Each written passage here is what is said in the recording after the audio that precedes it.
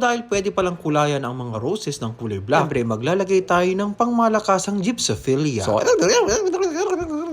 nalagay na natin ng gypsophilia. Dahil tapos na ito, ay lalagyan na siya natin ng takip o ng pambalot. Umipit lang ako na mahabang ganyan at inampod-crampod ko na siya sa dulo. At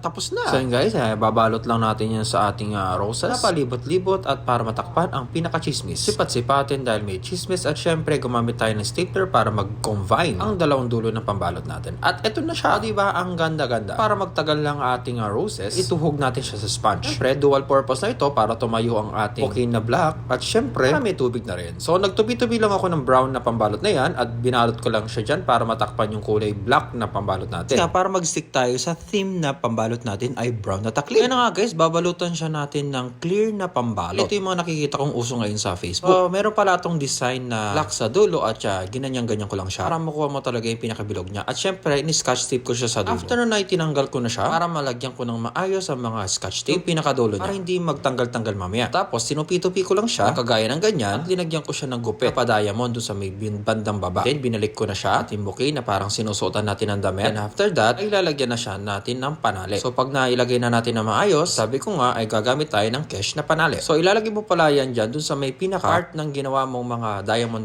para hindi mag-crumple, madaling mabilog yung ating bouquet na gagawin. So, siya yung magsisilbi na kagayt at para maging maganda yung pagkabilog ng plastic na ilalagay mo. At syempre, magandang combination ang paint ito with using black na ribbon. Kung ano ang kulay ng rosas ko, ay ganun din ang kulay ng ribbon ko. So, yun na nga ginamit ko. Yun lang, lob-lob design lang at linagay ko siya sa pinakababa kung nasaan yung kesha panali natin. Buka-buka natin gamit ang fingers and tapos na siya. O, diba napaka-fantastic at bilog na bilog ang ating bouquet. At hindi mo isipin na meron palang black na roses. As you can see, ay gumamit lang ako ng red na roses at kinulaya ko siya ng black para mas maging maganda at naging social naman ang pagkakadating. It's very elegantation and very fantastic. Fantastic na wala stick. It's so very fine. Black is back. So yun lamang mga B, maraming salamat at sana'y marami kayo natutunan. Mga starting pang-florista. Kaya kung natuwa kayo, i-share nyo na ang video na ito.